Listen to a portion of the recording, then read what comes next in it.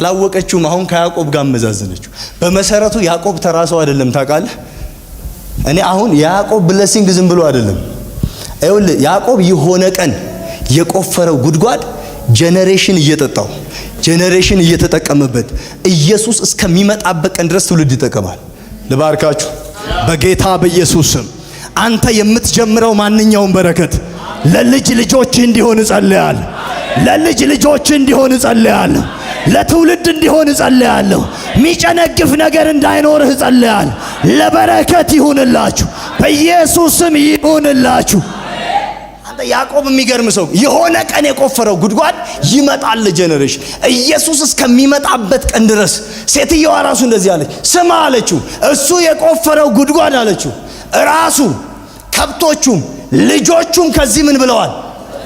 አልፎ ተርፎ እኔ እየተጠቀምኩ ነው። ሳምራዊቶ እኔ ልባርካችሁ በጌታ በኢየሱስ ለአሕዛብ እንኳን የሚሆን ለሆነ ጄነሬሽን የሚሆን ከልጆች አልፎ ለሆነ ትውልድ የሚሆን በረከት ይሰጣችሁ። እማይነጥፍ ምንጭ ይሰጣችሁ። እማይጨነግፍ በረከት ይሰጣችሁ። ኧረ ሃሌሉያ! አየው ይሄ ሰው የቆፈረው ጉድጓድ ለልጆቹ ያወረሰው በረከት ነው። እኔ እናንተ እኮ ከእናት ከአባቶቻችን የወረስነው እኮ ቱፍታ ነው። ወግቻለሁ። አሜን በል እንጂ ተፍቼባታለሁ ይላል። ከቤተሰቦቻችን የተረከብነው እኮ የመናፍስ ዓለም ነው፣ ያጋንንት አምልኮ ነው። አንዳንድ ሰው እንደዚህ ይላል፣ ደህና ነገር የተረከበ ይመስል ያዕቆብ እንኳን ጥሩ ነገር ነው ያስረከባቸው። እኛ እኮ ኢትዮጵያ የተረከብነው እኮ ከእናት ከአባት የሚመጣ የአውሊያ መንፈስ፣ ያጋንንት አሰራር፣ መስዋዕት የለመደ እናቴ ላይ ነው። ለዚህ እኮ ነው የመስበር አገልግሎት ይበዛው። ትሰማኛለህ? የምን አገልግሎት በዝቷል? በቃ የመስበር አገልግሎት ብዙ ነው። ለምን?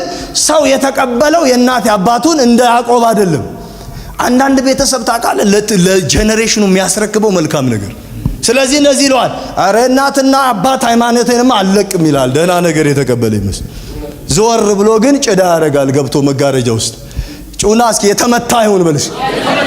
እኔ ግን በል እስኪ ለትውልዴ፣ ለዘሬ፣ ለልጆቼ መርገም አላወርስም፣ በረከት ነው ማወርሰው በል።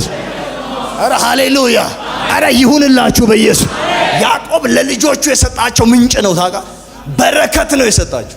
ላውም ይቺ ሳምራዊ እንኳን የምትካፈለው ብለህ አንዳንዴ ታውቃለህ፣ አንዳንድ ራእይ እኮ የዛሬ 200 ዓመት የተተከለ ቸርች ዛሬም አለ፣ ሰውየው የለም። አንዳንዴ እኮ አሁን ታያለህ የሚመሰረቱ ነገሮች ባለ ራእዩ ከሌለ ራሱ ከወር በኋላ እኮ ቸርቹ ይቆማል።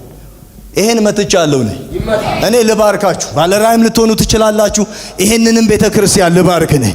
ባይኖር እንኳን እነከለ የተከሉት እነከለ የመሰረቱት ትውልድ የሚጠቀምበት ትውልድ የሚባረክበት አረ ምንጭ ሁንላችሁ በኢየሱስ።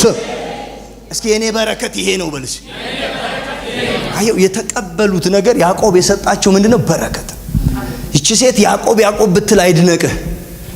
ያዕቆብ ያዕቆብ ብላ መታወራው ያዕቆብ ተራ ሰው አይደለም። ለልጆቹ መርገም አያወርስም ታውቃለህ፣ በረከት አውርሶ ሄደ ሰው። ስለዚህ ከአባታችን ከያዕቆብ አንተ እንዴት ትበልጣለህ ትለዋል። ለምን? የምታውቀው ያዕቆብ ነው። ከሆነ ጊዜ በኋላ ግን እግዚአብሔር አይኖቿን ይከፍታል። ምን አለ አሜን ብትሉ። ስለዚህ አይውላችሁ ሁሉ ጊዜ እናንተ ነገር ላይ ስታውጁ ለትውልድ የሚሆን ይነካኛል ታውቃለህ። እሱም ከብቶቹም ልጆቹም ከዚህ ምን ብለዋል? የልጅ ልጆቹም ቀጥለዋል። እኔ እንኳን ራሱ ሳምራዊቷ እየጠጣሁ ነው አለች። ታውቃለህ ከዚህ በረከት እየተካፈልኩ ነው አለች። ኢየሱስ ያው ቸራድል እንደዚህ አላት፣ እውነት ብለሻል አላት። ከዚህ ያልጠጣ ሰው የለም እኔም አውቀዋለሁ። ግን ከዚህ የሚጠጣ ተመልሶ ምን ይላል? ይጠማል። እኔ ከምሰጠው የህይወት ውሃ የሚጠጣ ግን ለዘላለም ምን አይልም። እስኪ ለዘላለም አልጠማም በልሽ። አንዳንድ በረከት ምን መሰለ፣ አንድ የጠጥተው ያከናውናል።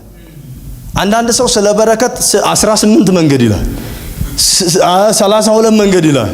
አንዳንድ ሰው ግን አንዴ ተነግሮት ያንን ነው የሚቀበል። ይቺ ሴት እንደዚህ አለች፣ እኔ ከምሰጠው ሲላት ግን አምጣዋለች። ይሄን ነው የምፈልገው አለች። ምን እንዳልን መመላለስ አልፈልግም፣ አንዴ ወስጄው መከናወን እፈልጋለሁ አለች። ኢየሱስ ቸር አይደል?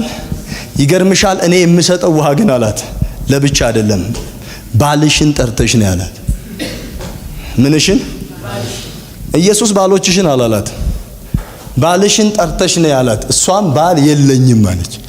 የለኝም ስትል የለኝም በማለትሽ መልካም ተናገርሽ፣ እውነት ተናግረሻል አላት። አሁን ቤትሽ ያለው ምን አይደለም? ባልሽ አይደለም።